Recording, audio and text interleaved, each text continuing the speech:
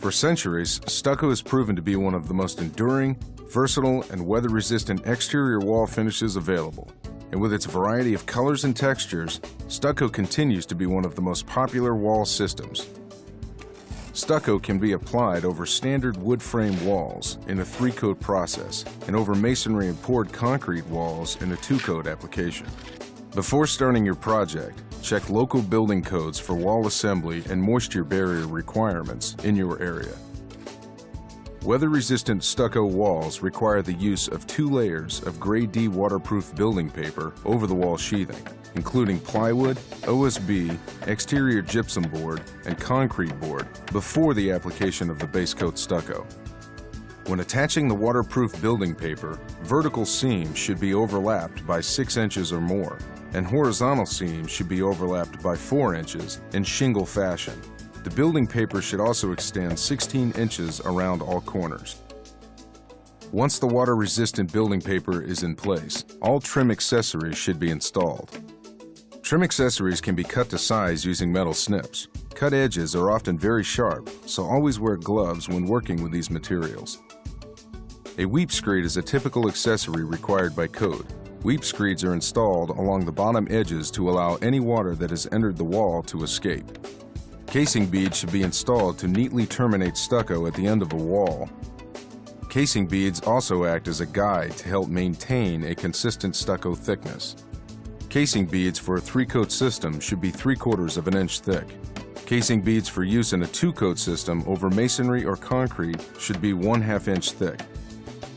Then, galvanized expanded metal lath or 1-inch woven wire stucco netting is installed over the entire surface, overlapping by 1 inch on the horizontal seams and 2 inches on the vertical seams. Galvanized nails or staples should be used every 6 inches, both vertically and horizontally. Make sure that the nails or staples penetrate the studs a minimum of 1 inch. The lath or stucco netting should also extend 16 inches around all corners. If the base coat stucco is applied to a clean, unpainted concrete or masonry surface, waterproof building paper and metal lath are not required. Then, control joints should be placed to create wall panels no larger than 144 square feet, keeping the panels as square as possible. Stucco will shrink as it hardens and cures. Control joints help reduce the potential for shrinkage cracking.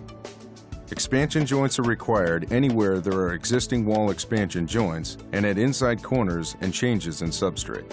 Expansion joints are designed to allow for the expansion and contraction of the stucco wall panels with changes in temperature.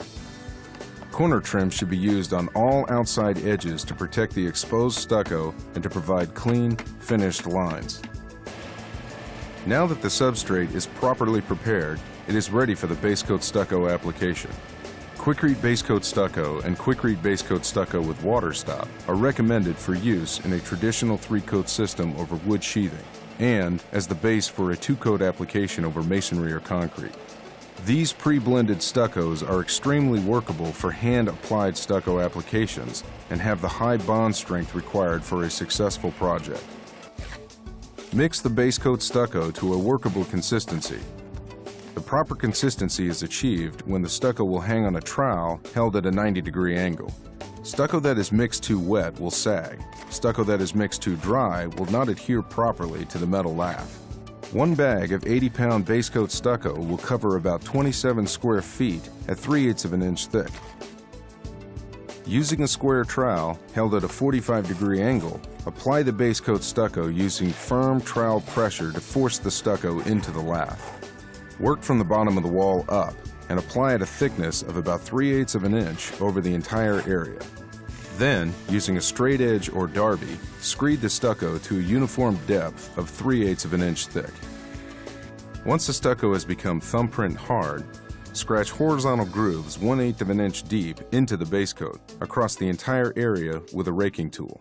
This is why this step is commonly referred to as the scratch coat. Allow the scratch coat to cure for 24 to 48 hours. Keep the surface of the stucco damp with a fine water mist. This step will help reduce shrinkage cracking, especially in hot, dry conditions. Now, mix and apply another 3/8 inch layer of base coat stucco directly to the scratch coat. This step is called the brown coat. Using a straight board or derby, screed the brown coat surface to a true, even 3/8 inch thickness. Fill any surface voids with additional base coat. The total combined base coat depth should be 3/4 of an inch thick. As soon as the stucco has lost its sheen, float the surface uniformly. Then, cure the base coat with a fine water mist for 24 to 48 hours. For two-coat applications over masonry block walls and poured concrete walls, the scratch coat step is eliminated from the process. Simply dampen the wall, apply the brown coat, then screed and float the surface to uniform 3/8 inch thickness. Now that the base coat is complete, Quikrete Finish Coat Stucco can be used to provide numerous decorative color and texture options for your stucco wall. Finish Coat Stucco is available in both white and gray formulations and can be combined with more than 20 standard Quikrete stucco and mortar colors. Popular textures such as heavy lace, light lace, dash, sand float, and smooth finishes are easy to achieve with a little practice. Working from the bottom of the wall to the top, apply a consistent 1/8 inch thick coating of Finish Coat Stucco. Then use a whisk brush to lightly dash Finish Coat Stucco onto the wall, and then use a trowel to knock down and flatten the stucco. If you prefer a heavier texture, first spread the Finish Coat Stucco in a thin application to achieve good color coverage, and then double back with a heavier, uneven application. Once the heavy coat begins to harden, knock the finish down with a trowel, creating a heavy lace finish. If a smooth finish is your preference, simply use a trowel or sponge float in a circular motion. It is important to complete the entire wall in one application. This will help limit any color inconsistencies from batch to batch. Then, keep the surface